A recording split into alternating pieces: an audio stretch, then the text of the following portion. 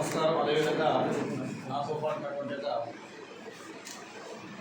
Congress party నాయకులకు, ముందున్నటువంటి Congress party కార్యకర్తలకు అందరికీ కూడా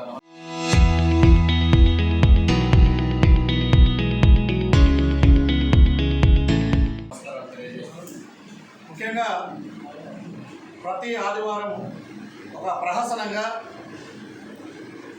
మాజీ ఎమ్మెల్యే బాల్క సుమన్ మన రామకృష్ణాపూర్ పోలీస్ స్టేషన్కి వచ్చి సంతకం చేసి వెళ్ళడం అనేటువంటిది మనం చూస్తూ ఉన్నాం. వచ్చిన ప్రతిసారి వివేక్ వెంకటస్వామి గారు నా పైన అక్రమంగా కేసు పెట్టి నన్ను జైలుకు పంపారు అని చెప్పేసి మాట్లాడుతూ ఉన్నాను. ఇదే ప్రశ్నను బాల్క సుమన్ గారు ప్రశ్నిస్తూ ఉన్నాను. అక్రమంగా ఎవరు కేసు పెట్టారో ప్రజలకు తెలియజేయాల్సినటువంటి అవసరం ఉంది. ఆనాడు జరిగినటువంటి సంఘటన రాష్ట్ర వ్యాప్తంగా సంచలనం సృష్టించిన విషయం మీకు తెలియదా? ఇవాళ నేను కొన్ని వీడియోలు ప్రదర్శించదలుచుకున్నా మీకు. ఆనాడు మదమెక్కినటువంటి ఒక ఏనుగులాగా నువ్వేం చేసావయ్యా అనేటువంటి విషయాన్ని ప్రజలకు స్పష్టం చేయాల్సినటువంటి అవసరం ఉంది.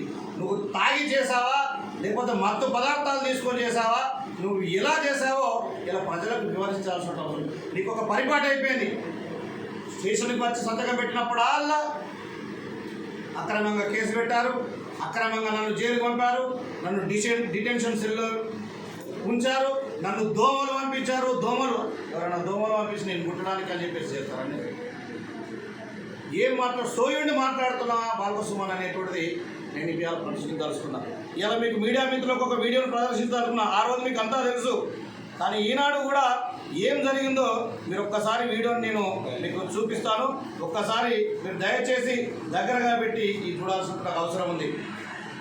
ఆనాడు Balka Suman municipal chairman, vice chairman ఎన్నిక కోసం వెళ్తూ ఉంటే మంత్రికాయను ఆయన అడ్డుకొని ఏ విధంగా ట్రాఫిక్ కోన్లతో దాడి చేశాడో ఈ వీడియోలో కూడా మనం ప్రస్తుతంగా కనబడతా ఉన్నది.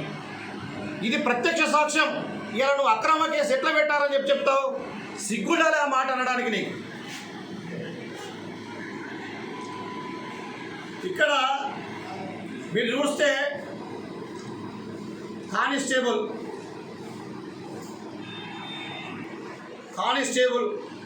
కానిస్టేబుల్ తలకు గాయమై ప్రాణాపాయ స్థితిలో ఉన్నటువంటి ఒక విషయం వాస్తవం కాదా? కాంగ్రెస్ పార్టీకి చెందినటువంటి ఒక జావేద్ అనేటువంటి ఒక కార్యకర్తకు గాయమైంది వాస్తవం కాదా? ఇలా నువ్వేం ఇది అక్రమ కేసా? అంటే గాయపరిచి ప్రాణాల మీదకి తీసుకొచ్చినటువంటి నిన్ను ఇలా అంటే దండేసి దండం పెట్టాలా నీకు? నువ్వు తప్పు చేసావు కనుకనే నీ మీద కేసు పెట్టి నిన్ను జైలు పంపారు. దీని అక్రమం అంటే ఎట్లా? పూజ పెట్టి పూజ చేయాలా? నేను గౌరవించాలా? సన్మానం చేయాలా? షాలు వేసి వాళ్ళ తలబెల్ల కొట్టినందుకు ఇలా హింసను ప్రోత్సహించి ఇలా ఒక కానిస్టేబుల్, ఒక కాంగ్రెస్ కార్యకర్త గాయపడడానికి కారణమైనటువంటి నిన్ను జైలు పెట్టకుండా ఏం చేస్తారో నువ్వు సమాజానికి చెప్పుకో. పైగా నిన్న మాట్లాడుతూ రోడ్ల మీదకి రైతులు వస్తున్నారు అన్నాడు. వడ్లు కొనలేక ఇలా మంత్రి గారు 105 ఫ్యాక్స్ కావచ్చు, DCMS కావచ్చు, IKP సెంటర్లను పెట్టి ఇలా ప్రతి గింజ కూడా కొనేటువంటి విధంగా వారు కృషి చేస్తూ ఉన్నారు. నువ్వేం చేసేవారు? ఇలా ఎలక్ట్రానిక్ కాంటాలు ఉన్నాయి. మీ హయాం లోపల మాన్యువల్ కాంటాలు ఉండే. నువ్వు తరుగు తీసుకొని మిల్లర్ల దగ్గర DCMS సెంటర్లు, ప్యాక్స్ కావచ్చు, IKP సెంటర్లలో లంచాలు తీసుకొని నువ్వు ఇలా పనిచేసినటువంటి ఒక వ్యవస్థ నడిచింది. ఇలా ఎక్కడ లంచాలకు చోటు లేదు. ఇలా పారదర్శకంగా గౌరవ మంత్రి గారు ఇలా PSCS సెంటర్లు కావచ్చు, DCMS కావచ్చు, IKP సెంటర్ల లోపల ప్రతి గింజను కూడా ఇలా ఉంటున్నాడు. ఆ రోజు చక్కల వర్షాలు పడి వడి ధాన్యం నడిస్తే నువ్వు పట్టించుకోలే. కనీసం కాన్స్టిట్యున్సీకి వచ్చి రైతులను ఓదార్చినటువంటి పాపన పోలే. ఇవాళ మంత్రి గారు వెంటనే స్పందించి కలెక్టర్ గారు కావచ్చు, అడిషనల్ కలెక్టర్ గారు కావచ్చు, IKP సెంటర్లో కావచ్చు, DCMS సెంటర్లో కావచ్చు, ట్యాక్స్లో కావచ్చు, ప్రతి ఒక్క సెంటర్కు ఇచ్చి ప్రతి గింజను కొనుగోలు చేసేటువంటి విధంగా ఇలా గౌరవ మంత్రి గారు కృషి చేస్తూ ఉన్నారు. నువ్వు ఇంట్లో వండి చూడడం కాదు, దా కాన్స్టిట్యున్సీకి రా. వారానికి ఒకసారి ఏదో చుట్టపు చూపుగా ఇలా కాన్స్టిట్యున్సీకి వచ్చి మాట్లాడడం కాదు. నువ్వేం జరుగుతున్నాయో కాన్స్టిట్యున్సీలో ఏం జరుగుతుందో ఇక్కడ ఎవడెవడో చెప్పేటువంటి మాటలు కాదు. నువ్వు వాస్తవాలు ఏంటి అనేటువంటి కాన్స్టిట్యున్సీ ఉండు. కాన్స్టిట్యున్సీలో మంత్రి గారు ఏం చేస్తున్నారు, వారు చేస్తున్నటువంటి పనులు ఏదో చూసుకొని బుద్ధి తెచ్చుకోవాలని చెప్పి ఈ సందర్భంగా నేను తెలియజేస్తా ఉన్నా. ఇంకొక విషయం నువ్వు మాట్లాడినావు, ఆనాడు నేను చెప్తా ఉన్నా, ఇవాళ అక్రమంగా కట్టినటువంటి కాళేశ్వరం ఏదైతే ఉందో, కాళేశ్వరం బారిన ముంపుకు గురైనటువంటి 100 ఎకరాల భూములు పంటలు నష్టపోయి ఇసుక మేటలు పేరిస్తే ఏనాడు కూడా ఇలా పంట నష్టపోయినటువంటి ఒక్క రైతు కూడా ఎన్నో నష్టపరిహారం చెల్లించలే.